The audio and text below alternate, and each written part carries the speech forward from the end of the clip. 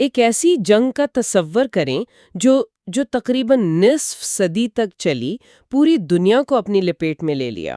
لیکن اس کے دو سب سے بڑے دشمن امریکا اور سوویت یونین، انہوں نے کبھی ایک دوسرے پر براہ راست ایک گولی بھی نہیں چلائی۔ جی، یہ تھی سرد جنگ، نظریات کی، جاسوسی کی اور اثر و رسوخ کی ایک عالمی شطرنج کی بساط۔ اور آج ہم اسی بساط کے کچھ اہم ترین موہروں اور چالوں کا جائزہ لیں گے۔ ہمارے پاس جو مواد ہے وہ ایک بہت ہی جامع ویکیپیڈیا آرٹیکل ہے، اور ہمارا مقصد اس پیچیدہ تاریخ سے وہ اہم ترین نکات نکالنا ہے جو آج بھی ہماری دنیا پر اثر انداز ہو رہے ہیں۔ بالکل، ہم یہ سمجھنے کی کوشش کریں گے کہ یہ سرد جنگ اتنی گرم کیسے ہو گئی اور پھر اچانک ختم کیسے ہوئی۔ صحیح، اور یہ کہانی شروع ہوتی ہے دوسری جنگ عظیم کے ملبے سے۔ جنگ ختم ہوئی تو فاتح اتحادی امریکا اور سوویت یونین، جو کبھی ہٹلر کے خلاف اکٹھے تھے، اچانک ایک دوسرے کے سب سے بڑے حریف بن گئے۔ دنیا دو کیمپوں میں بٹ گئی۔ ایک طرف امریکا کا سرمایہ دارانہ بلاک اور دوسری طرف سوویت یونین کا کمیونسٹ بلاک۔ نہیں تھی، یہ ذہنوں پر قبضے کی جنگ تھی۔ دو بالکل مختلف نظام، دو بالکل مختلف نظریات۔ اس سوال پر لڑ رہے تھے کہ انسانیت کا مستقبل کیسا ہونا چاہیے۔ بالکل۔ ٹھیک ہے، تو آئیے اس کو کھولتے ہیں۔ یہ سرد جنگ کی اصطلاح یہ آئی کہاں سے؟ مجھے ہمیشہ لگتا تھا کہ یہ کسی سیاستدان نے بنائی ہوگی۔ جی، دلچسپ بات یہ ہے کہ ہمارے ذرائع بتاتے ہیں کہ اس کا پہلا استعمال مشہور مصنف جارج آرویل نے 1945 میں اپنے ایک مضمون میں کیا تھا۔ اچھا، آرویل نے ایٹم بم کے تناظر میں؟ جی ہاں، لیکن سیاست میں یہ لفظ اصل میں 1947 میں سننے میں آیا، جب ایک امریکی مشیر برنارڈ باروچ نے اپنی ایک تقریر میں کہا، ہمیں دھوکے میں نہیں رہنا چاہیے، ہم آج ایک سرد جنگ کے بیچ میں ہیں۔ اور بس یہ اصطلاح ہمیشہ کے لیے تاریخ کا حصہ بن گئی۔ جنگ کے بعد سوویت یونین نے مشرقی یورپ کے ممالک میں اپنی مرضی کی کمیونسٹ حکومتیں قائم کرنا شروع کر دیں۔ اس پر ونسٹن چرچل نے وہ اپنی مشہور تقریر میں کہا تھا، جی، آہنی پردہ یا آئرن کرٹن۔ انہوں نے کہا کہ یورپ پر بحیرہ بالٹک سے لے کر بحیرہ ایڈریاٹک تک ایک آہنی پردہ گر گیا ہے۔ کیا زبردست منظر کشی ہے! اور یہ صرف ایک تقریر نہیں تھی، یہ حقیقت تھی۔ یورپ واقعی دو حصوں میں تقسیم ہو چکا تھا۔ اس آہنی پردے کے جواب میں پھر امریکہ نے دو بہت بڑی پالیسیاں اپنائیں۔ پہلی تھی ٹرومن نظریہ، یعنی ٹرومن ڈاکٹرن، جس کا سیدھا سادہ مقصد تھا جہاں بھی کمیونزم پھیلنے کی کوشش کرے اسے روکو۔ اسے کنٹینمنٹ کی پالیسی کہا گیا۔ اور دوسری پالیسی جو شاید اس سے بھی زیادہ ہوشیار تھی، وہ مارشل پلان تھی۔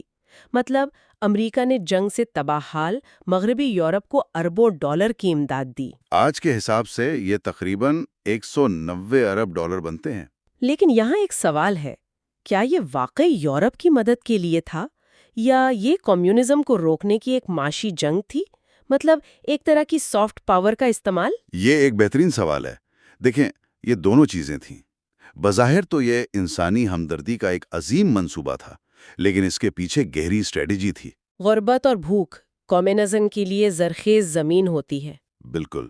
مارشل پلان کے ذریعے انہوں نے نہ صرف مغربی یورپ کو اپنے پیروں پر کھڑا کیا، بلکہ انہیں معاشی طور پر امریکہ کے ساتھ بھی جوڑ لیا اور کمیونزم کی کشش کو بہت حد تک کم کر دیا۔ تو سوویت یونین نے اس کا جواب کیسے دیا؟ ظاہر ہے وہ خاموش تو نہیں بیٹھے ہوں گے۔ بالکل نہیں۔ انہوں نے مشرقی یورپ کے لیے اپنا مولوٹوف پلان شروع کیا، اور پھر 1955 میں جب مغربی جرمنی ناٹو کا حصہ بنا تو اس کے جواب میں سوویت یونین اور اس کے اتحادیوں نے وارسا پیکٹ بنا لیا۔ جی، اب شطرنج کی بساط پر دونوں کھلاڑیوں کی فوجیں آمنے سامنے کھڑی تھیں۔ اور اس بساط پر پہلی بڑی اور خطرناک چال چلی گئی برلن میں۔ 1948 میں سوویت یونین نے مغربی برلن کی مکمل ناکہ بندی کر دی۔ جی، برلن شہر مشرقی جرمنی کے بالکل اندر تھا، لیکن اس کا مغربی حصہ امریکہ، برطانیہ اور فرانس کے کنٹرول میں تھا۔ سوویت یونین نے وہاں جانے والے تمام زمینی راستے، سڑکیں، ریل سب بند کر دی۔ ان کا مقصد تھا مغربی طاقتوں کو مجبور کرنا کہ وہ مغربی برلن خالی کر دیں۔ یہ سرد جنگ کا پہلا بڑا امتحان تھا۔ کون پہلے ہمت ہارتا ہے؟ یہاں پر بات واقعی دلچسپ ہو جاتی ہے۔ زمینی راستے بند تھے تو مغرب نے ہوا کا راستہ کھول دیا۔ تاریخ کی سب سے بڑی برلن ایئر لفٹ شروع ہوئی۔ ایک ناقابل یقین لاجسٹک کارنامہ تھا۔ تقریباً 1 سال تک امریکی اور برطانوی طیارے دن رات پرواز کرتے رہے اور مغربی برلن کے 20 لاکھ سے زیادہ شہریوں کو خوراک، کوئلہ، ہر ضروری چیز پہنچاتے رہے۔ یہ صرف سامان پہنچانے کی بات نہیں تھی، ہے نا؟ یہ ایک نفسیاتی جنگ تھی۔ بالکل، مغرب یہ دکھا رہا تھا کہ وہ اپنے اتحادیوں کو کسی قیمت پر نہیں چھوڑے گا۔ آخرکار 11 مہینوں کے بعد سوویت یونین نے اپنی شکست تسلیم کی اور ناکہ بندی ختم کر دی۔ اور اسی ایئر لفٹ کے دوران وہ ایک چھوٹا سا واقعہ بھی ہوا۔ ایک امریکی پائلٹ گیل ہیلورسن نے بچوں کے لیے کینڈی گرانا شروع کر دی تھی۔ جی، آپریشن وائٹلز یا کینڈی بامبر۔ اس نے اپنی جیب سے کینڈی نکالی، انہیں چھوٹے چھوٹے پیراشوٹ بنا کر بچوں کے لیے نیچے پھینکنا شروع کر دیا۔ اس ایک چھوٹے سے عمل نے شاید بموں سے زیادہ دل جیتے تھے۔ یقیناً، اور مغرب کا ایک بہت ہی مثبت امیج بنایا۔ برلن میں تو مغرب نے ایک چال جیت لی، لیکن 1949 میں سوویت یونین نے ایک ایسا مہرہ آگے بڑھایا جس نے کھیل کے اصول ہی بدل دیے۔ جی، اور وہ مہرہ ایٹم بم تھا۔ 1949 میں سوویت یونین نے اپنا پہلا ایٹمی دھماکہ کر دیا۔ امریکہ کی توکجم ختم ہو گئی۔ اور ہتھیاروں کی ایک ایسی دوڑ شروع ہوئی جو اگلی 4 دہائیوں تک جاری رہی۔ دنیا کو پہلی بار احساس ہوا کہ انسانیت اپنی ہی تباہی کی صلاحیت رکھتی ہے۔ لیکن یہاں ایک سوال پیدا ہوتا ہے، سوویت یونین نے اتنی جلدی ایٹم بم بنا کیسے لیا؟ وہ تو جنگ میں بری طرح تباہ ہوئے تھے۔ ہمارے ذرائع بتاتے ہیں کہ اس میں جاسوسی کا بہت بڑا کردار تھا۔ سوویت جاسوسوں نے امریکہ کے انتہائی خفیہ مین ہیٹن پروجیکٹ میں نقب لگا لی تھی اور وہاں سے اہم معلومات چرائی تھی۔ تو اس دور میں سوویت KGB اور امریکی CIA یہ دونوں پوری طرح فعال تھے۔ پوری طرح پروپیگنڈا، بغاوتیں، قتل، کوئی حربہ ایسا نہیں تھا جو استعمال نہ کیا گیا ہو۔ ایک منٹ، تو اس کا مطلب یہ ہے کہ ہالی ووڈ فلموں میں جو ہم دیکھتے ہیں کہ ایک جاسوس ایک فائل چراتا ہے اور پوری جنگ کا نقشہ بدل جاتا ہے، وہ سب کچھ ہو رہا تھا؟ ہو تو رہا تھا، لیکن ہمارے ذرائع میں ایک بہت ہی حیران کن بات لکھی ہے۔ وہ کیا؟ کہ ان تمام تر جاسوسی کے باوجود اس نے کسی بھی بڑے سیاسی یا فوجی فیصلے پر کوئی فیصلہ کن اثر نہیں ڈالا۔ یہ کیسے ممکن ہے؟ اتنی محنت، اتنا خطرہ، اور نتیجہ پالیسی پر کچھ خاص نہیں؟ یہ سرد جنگ کی سب سے بڑی ستم ظریفیوں میں سے ایک ہے۔ بڑے فیصلے جیسے کوریا یا ویتنام میں جنگ کا فیصلہ، یہ سب واشنگٹن اور ماسکو میں سیاسی اور نظریاتی بنیادوں پر ہو رہے تھے، نہ کہ کسی چرائی ہوئی فائل کی بنیاد پر۔ اچھا، تو براہ راست جنگ تو نہیں ہوئی، لیکن یہ لڑائی پراکسی جنگوں کے ذریعے لڑی گئی۔ جی، یعنی دوسروں کی زمین پر دوسروں کے فوجیوں کے ذریعے۔ اس کی پہلی اور سب سے خونریز مثال کوریا کی جنگ تھی۔ 1950 میں کمیونسٹ شمالی کوریا نے جنوبی کوریا پر حملہ کر دیا۔ اور شمال کو سوویت یونین اور چین کی حمایت حاصل تھی، جبکہ جنوب کو امریکہ کی۔ امریکہ نے فوراً اقوام متحدہ کی چھتری تلے اپنی فوج بھیج دی۔ یہ کنٹینمنٹ کی پالیسی کا پہلا حقیقی امتحان تھا۔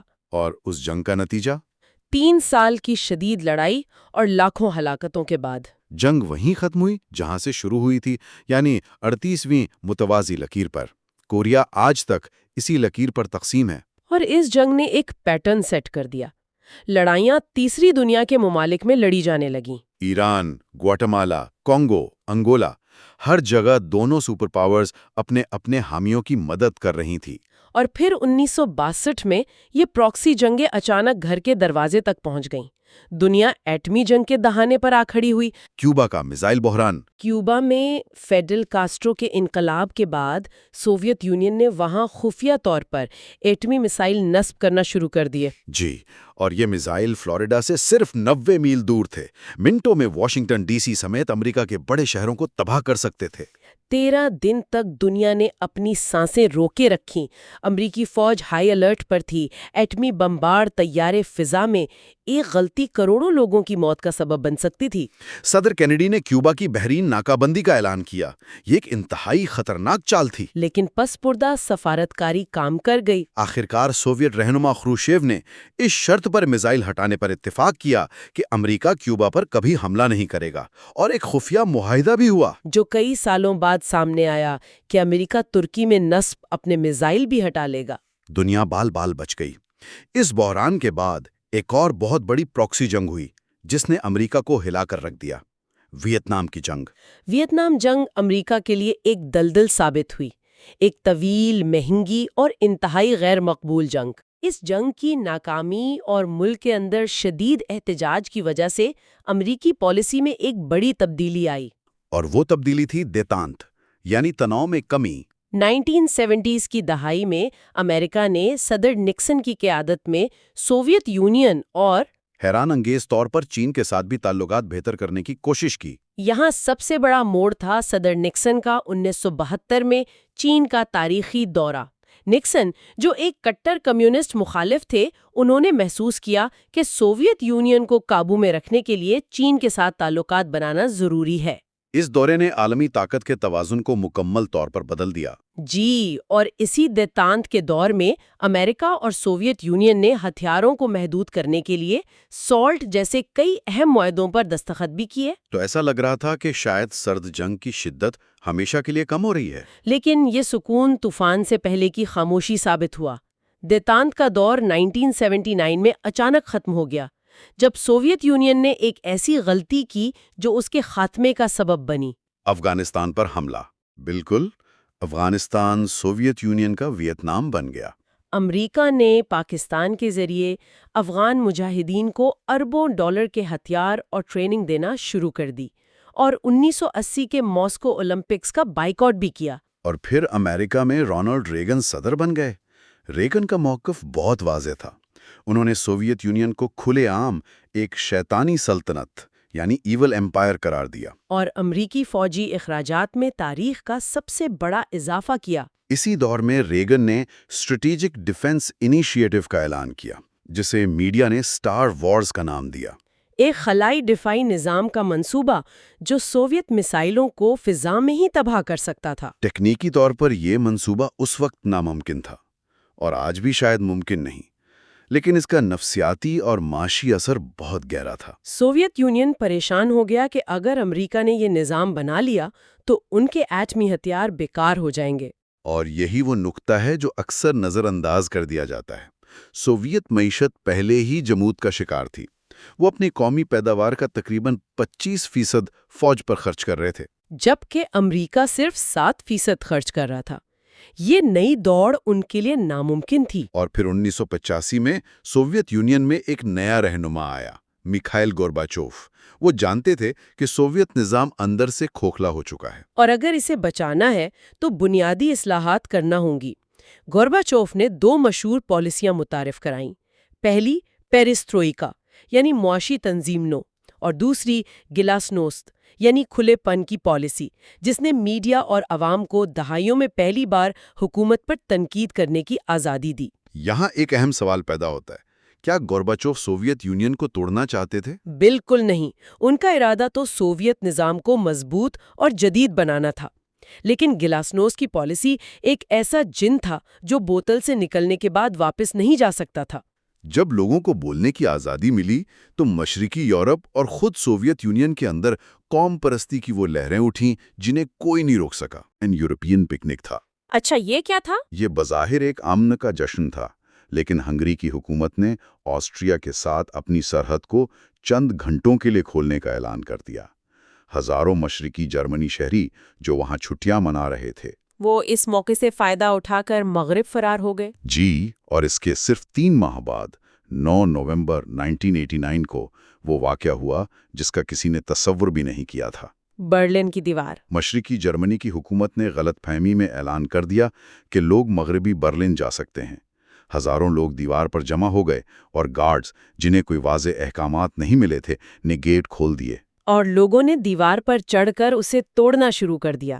یہ سرد جنگ کے خاتمے کی سب سے بڑی اور طاقتور علامت تھی۔